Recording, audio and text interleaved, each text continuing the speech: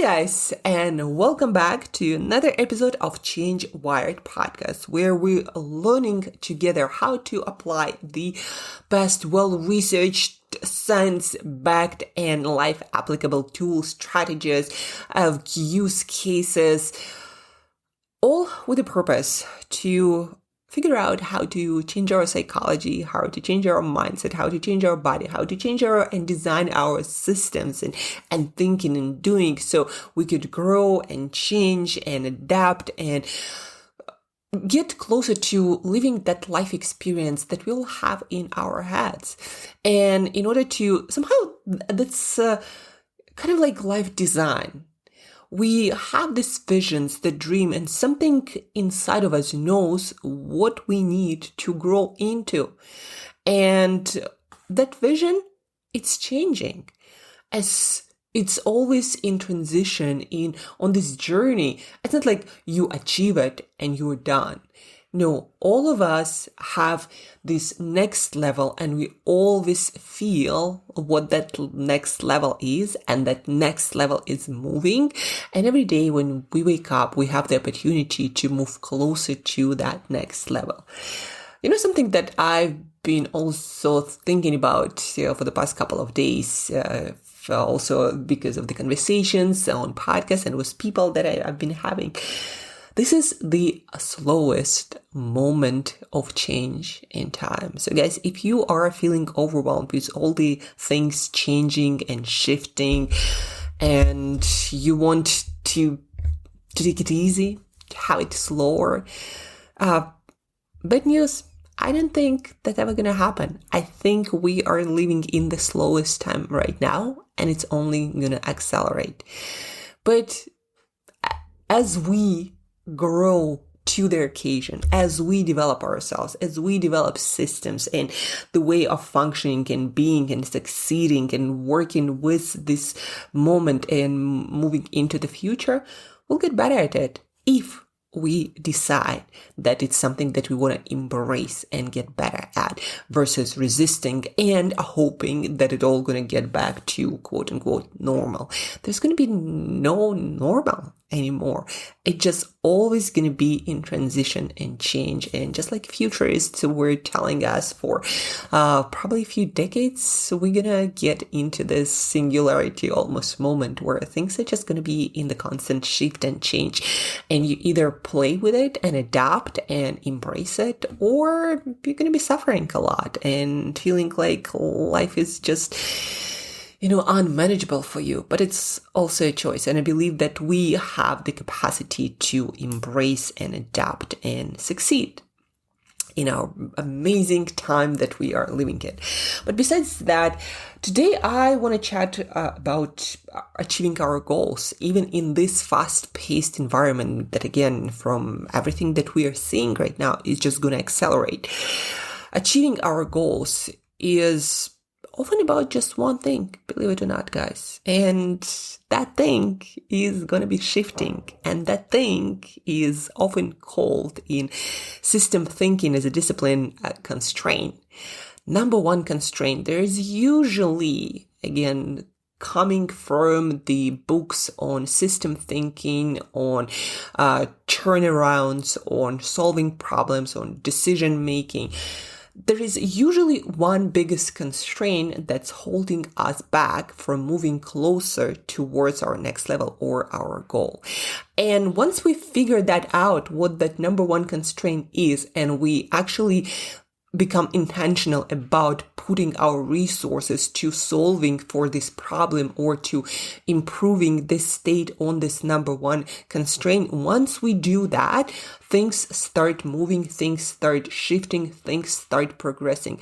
But very often, because we don't really know how to approach it, because we have never done it before, because we've never solved for it before, we kind of start avoiding this exact thing that's holding us back. And it feels like a lot of suffering because we want to move forward, but we also kind of don't want to be solving this thing that is in front of us because we don't really know how to solve it.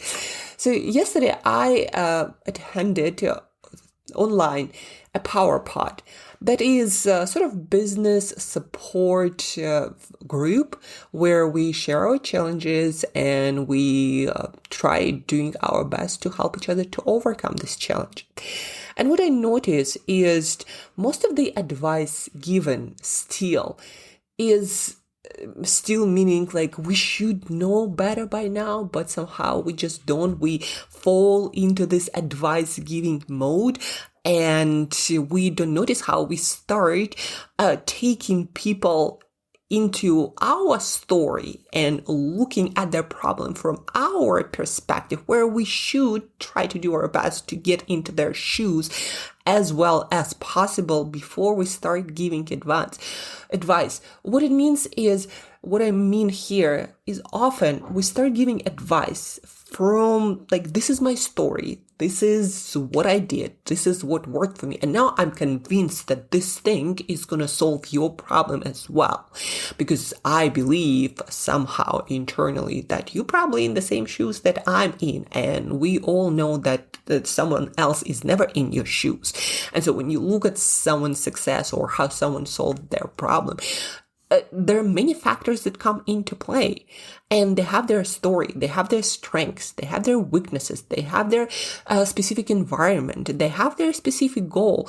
We often start giving advice like the person says, well, this is my challenge, but we often forget to ask, like, what is your goal? What are you trying to achieve here? Like, ultimately, where are you going in the future?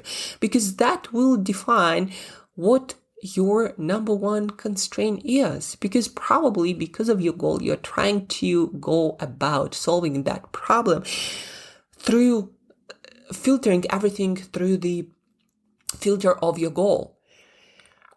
Reading this book, rereading this book, Reset, How to Change What's Not Working by Dan Heath. And it's all about system thinking. And it's all about finding leverage points to solve for number one constraint so we could move forward and forward and make progress. But the thing is, guys, that number one constraint depends on the goal that we have. Even in the book, Dan says, number one constraint only makes sense in the context of your goal. Let's say if your goal is to build your business and get more clients, but ultimately, what's your goal? What kind of clients? What kind of business are you trying to build? Are you trying to build, let's say, multi-million-dollar business, and you want to serve a lot of people, or you satisfied with maybe less income, or maybe working with less people? You're like, I actually want to work with just maybe 10 people, but delivering this very high touch service, and because of that, charging premium for that. And I want to work one-on-one, not deliver solution at scale. And these are very different goals. So before figuring out what's the main constraint, we need to make sure that we have very clear definition of the goal and what the future when we achieve this goal looks like. Because depending on that, we'll need different solutions, and we'll have different obstacles, and we'll have different constraints, and we'll need different solutions to solve that. And so what I found attending this business power pod, this business support group, is that we didn't spend enough time asking the person, now, what are you trying to achieve? What is the ultimate goal? What is your vision? How do you know that you arrived there? And what are your strengths? What are your resources? And what do you believe your number one constraint is? And only after that, maybe sharing our experience and saying things like, this is how I would approach solving for this problem. And this is where I'm coming from. This is why I think so. In the book, there is also this question that I also absolutely loved about how to figure out what your number one constraint is, to start prioritizing your resources and your time and your energy towards solving for that one constraint versus, as the book also mentions, when you put your energy, your resources into solving for the wrong constraint, it's a total waste, because you actually not going to solve the problem that's holding you back. And so you're not going to be making progress, even though you might feel like you're doing all this hard work and you're solving problems. But if it's not the problem that's holding you back, then the solution will not move you forward. In the book, Dan brings up this example of fast food joints, McDonald's or Chick-fil-A or Wendy's, and they have a lot of data actually available on how they achieve like this record numbers of serving a record number of customers.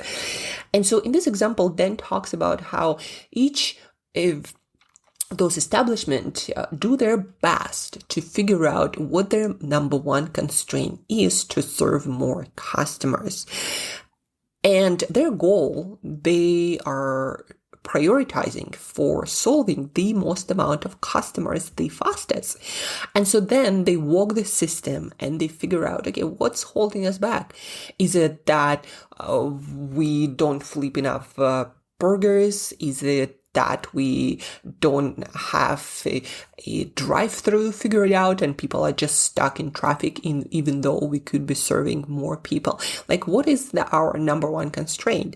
And in those establishments, they would have different constraints at different points, and they would have to figure out one by one what the number one constraint is towards that goal of serving the most amount of customers per unit of time. So what's the number one constraint is now? Maybe it's not having enough people or workstations, and maybe somebody is doing really great job at flipping those burger meat, but maybe someone's not doing great enough job, or the system is not optimized for putting those burger meats into the buns. Like, where is the sticking point? And once they figure that out, they start figuring out a way how to brainstorm for that, how to solve for that. And once they do that, there is another constraint coming up, and they reiterate, and also with different locations, their constraint point might be moving, and all for the goal of serving the most number of customers per unit of time.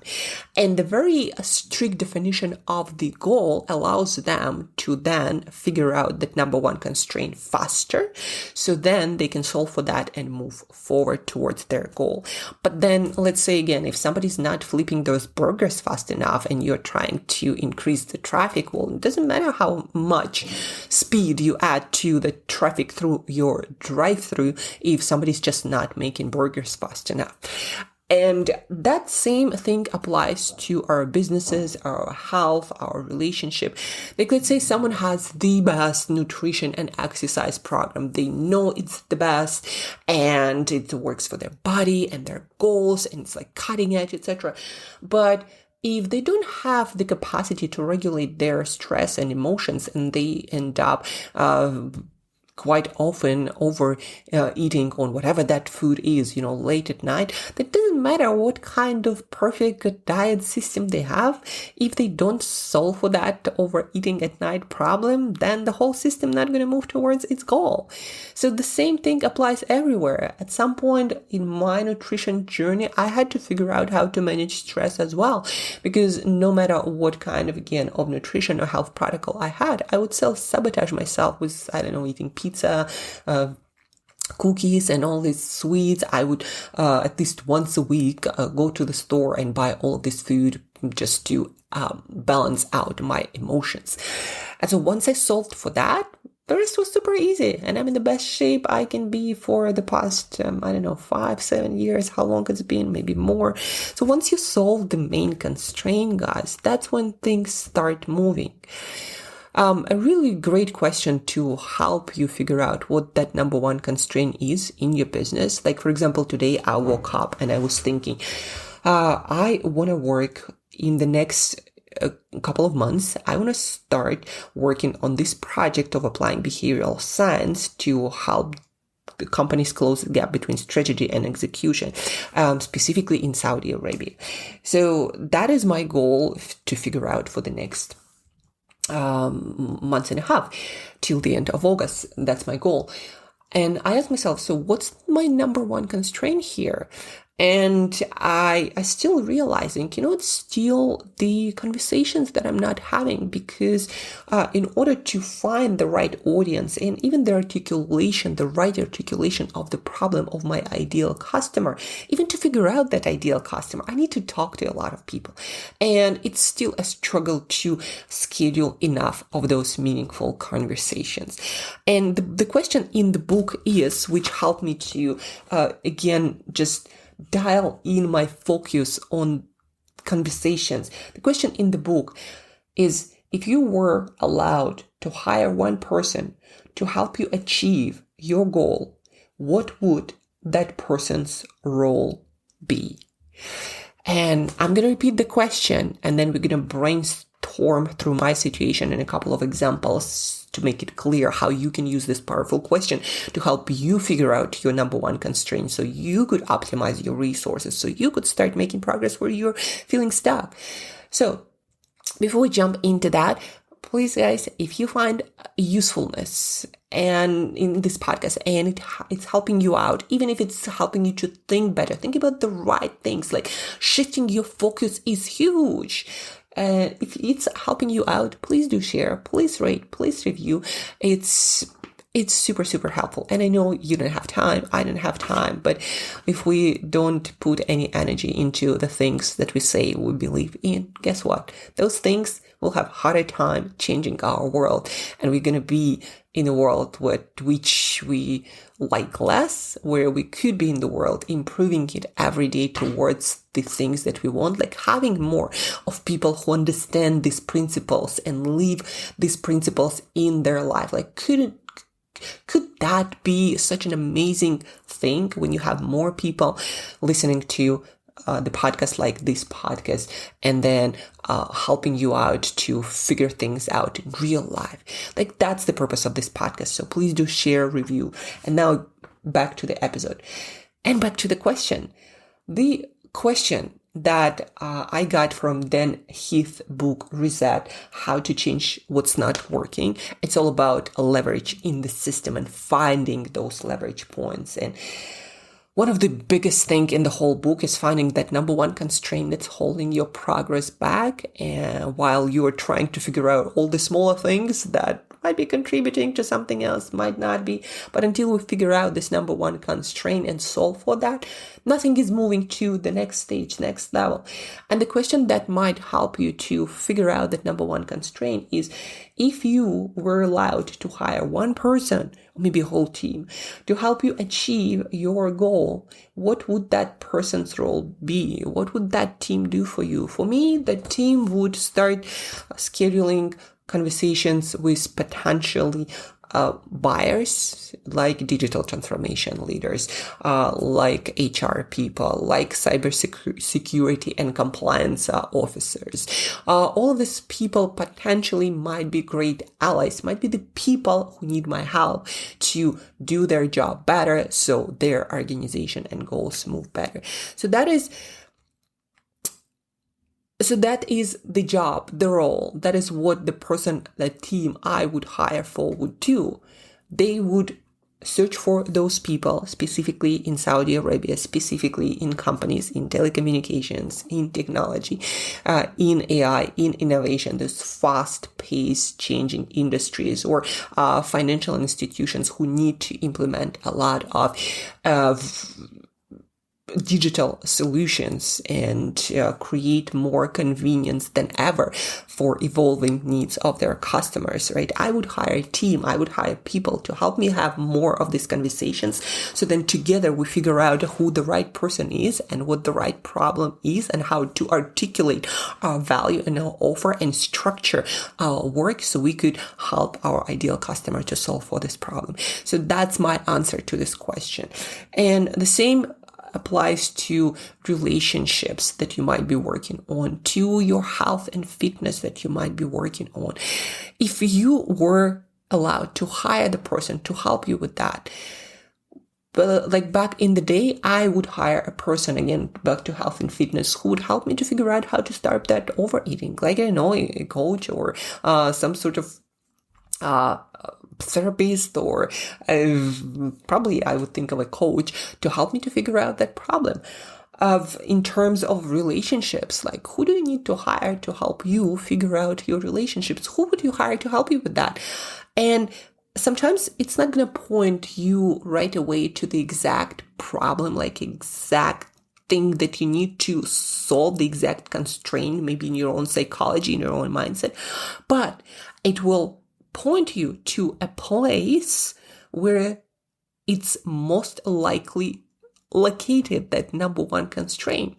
Like, let's say if in your relationships you end up having maybe fights or certain other issues, don't know, maybe people leaving, or you connect with people who drain you. You don't know exactly where this problem coming from, but you probably know, like, if I were to hire someone, I would hire, I don't know, a therapist, a coach, an X kind of help to help me figure that out. And that's where your number one constraint is. And that's where you need to start digging and applying resources that you have, the wisdom, maybe learning more, maybe connecting with people who might have the answer, maybe chat GPT asking, I have this problem. What can be helpful? What can be my number one constraint? And just start digging, because as Dan Heath figured out in all of these business cases that he worked at, in all of the research that he did, and he did quite a lot of research if you go through any of his books. If anything you will learn from his books is that figure out that number one constraint and start working on that. And then proposes again this question: if you were allowed to hire one person to help you achieve your goal, what would that person or whole team do? And then also always remember, constraints only make sense in the context of your goals. Where are you heading? Because if I'm heading, again, to serve millions of people, it's not the same as trying to solve 10, 15 people with high-touch service. Completely different goals. And that's why I'm shifting my offerings and how I position my company and my branding, because of understanding where I want to go. And I want to change environments to help us unlock more human potential at scale, not one-on-one. And that's why I'm heading into workplaces. And that's why I'm having my number one constraint of having more conversations. You see how it all connects? Like, unless you are very specific about the future and about your goal, any advice might sound like a great idea and will help you to do absolutely nothing. And that's the sad part about it. Whether you go to business support group or try to get advice from mentors, try to do your best to give them the context, the goal where you're trying to create, to build. Because if they don't have that and they will give you advice, and even worse, you're going to listen to that advice and you're going to put a lot of hard work and actually solve a lot of problems. And then you actually not going to be moving in a meaningful way toward what was your ultimate goal. That's an ultimate failure, putting all this hard work and making progress, but then realizing you were heading the wrong way all the way through. So if you were allowed to hire one person to help you achieve your goal, what would that person's role be? And remember, your constraints only make sense in the context of your goals. So where are you heading? Because if you don't know where you're going, any road will lead you there. Hope this podcast was useful and a great prompt for your weekend reflection. Analyze what's working, what's not working, and what you need to do more of, less of, to move you closer to where you're trying to go in any area of your life. And till next time, guys, do some reflection, stay tuned, and keep growing.